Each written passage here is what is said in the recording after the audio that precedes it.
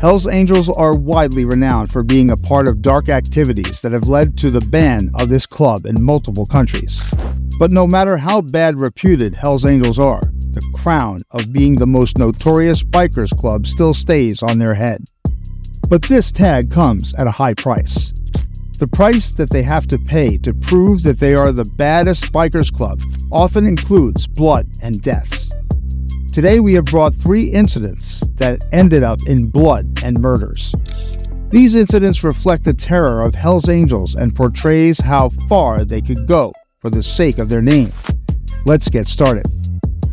The Bandidos Hells Angels War. A prolonged and deadly conflict between 2 infamous motorcycle clubs, the Bandidos and Hells Angels. During a 2-year period between 1997 and 1998, the war erupted in Denmark. At that time, Denmark was nothing but a battleground for territorial disputes and power struggles between various outlaw motorcycle clubs. To be recalled as the king of bikers in Denmark, a bikers club Bandidos came up to challenge Hells Angels that resulted in a series of deadly encounters. The roots of the conflict can be traced back to the 1970s when the American-origin motorcycle club Bandidos expanded its presence into Europe.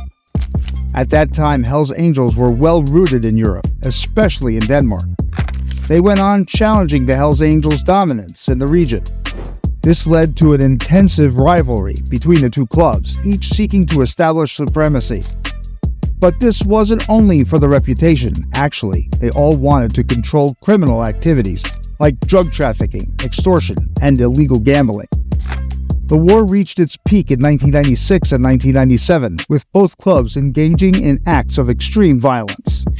One of the most devastating incidents during the war was the attack on a Hells Angels clubhouse in Copenhagen. Even for Hells Angels, it was a shocking act. The major members of Hells Angels were gathered in a clubhouse for a meeting. They fired an anti-tank rocket at the clubhouse, resulting in the deaths of 11 people, including club majors like Louis Lind Nielsen and Jan Krohn. Louis Lind Nielsen was a high-ranking member of the Hells Angels, known for his leadership skills and influence within the club. Jan Krohn, on the other hand, was an innocent bystander who tragically lost her life during the attack. The use of such heavy weaponry underscored the escalating level of violence and ruthlessness exhibited by the warring factions. Law enforcement agencies in Denmark were caught in the middle of this violent conflict, struggling to contain the escalating bloodshed and bring those responsible to justice. The Danish government implemented stringent measures and crackdowns on both clubs, leading to multiple arrests and prosecutions. The 1996-1997 Bandidos Hells Angels War in Denmark served as a chilling reminder of the far-reaching consequences of gang violence. Innocent lives were lost, and the country witnessed a rise in public fear and concern over the activities of outlaw motorcycle clubs. This war between these clubs resulted in destroying the reputation of bikers across Europe. The shootout in Scottsdale. Another shocking incident that sent shockwaves through the local community happened in Arizona in 2002. Arizona, known for its open roads and biker culture, had become a battleground for rival motorcycle clubs, with the Hells Angels at the center of the conflict. During the violent shootout, 3 people lost their lives, including Hells Angels member Jeffrey Jack Kent. The incident occurred during a confrontation between Hells Angels members and rival bikers, although the specific reason for the conflict remains uncertain. Rivalry between motorcycle clubs often stems from territorial disputes, disagreements over drug trafficking routes, or personal vendettas between individuals affiliated with different clubs. In many cases, these confrontations quickly escalate to armed violence, putting innocent bystanders at risk. The shootout in Scottsdale was so sudden and disturbing that it brought national attention. Government knows that ongoing tensions and violence associated with outlaw motorcycle clubs needs to be monitored. Otherwise, it will lead to destruction. Law enforcement agencies ramped up their efforts to restrict gang-related activities and prevent further acts of violence in the region. While some members of the Hells Angels maintained that the club was simply a group of motorcycle enthusiasts, law enforcement officials argued that they were a criminal organization involved in various illegal activities. The incident underscored the complexities of dealing with outlaw motorcycle clubs and the challenges faced by law enforcement in dismantling these criminal enterprises. It also brought renewed focus on the need for improved intelligence sharing between law enforcement agencies to effectively combat gang-related violence. The 2006 shooting in San Francisco. In 2006, Hells Angels shoots another violent episode that further destroyed the image of outlaw motorcycle clubs.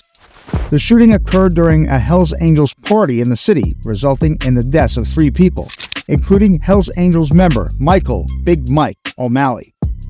Hells Angels parties and gatherings often present a potentially volatile mix of weapons, drugs, and alcohol, creating a tense atmosphere that can quickly escalate into violence.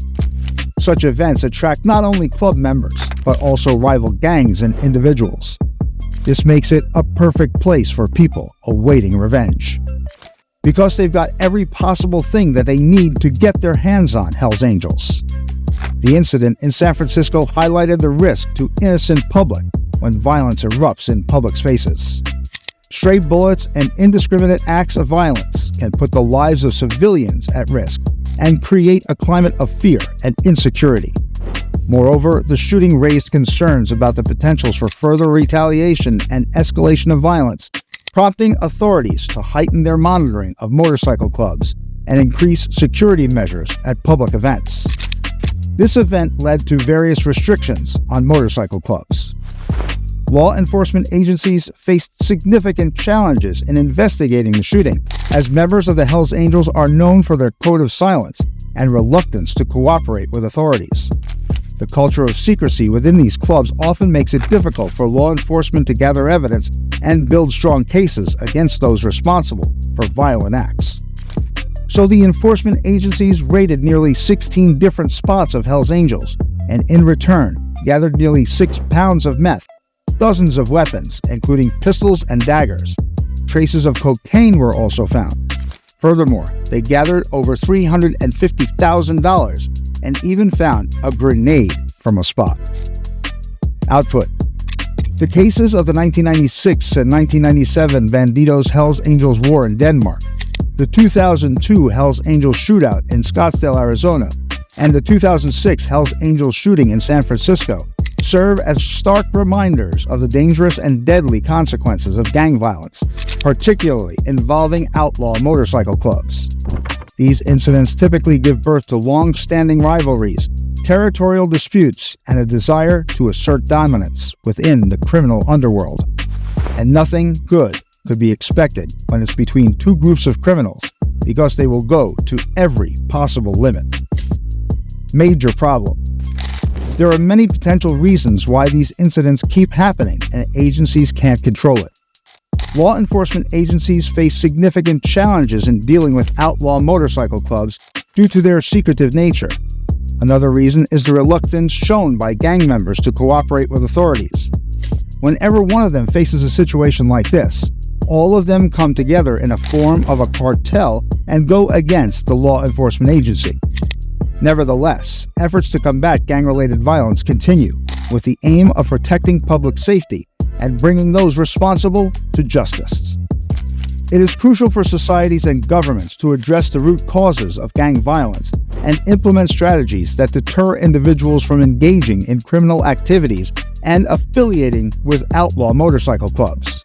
By targeting the underlying issues that drive gang activity, communities can work towards a safer and more secure future for all.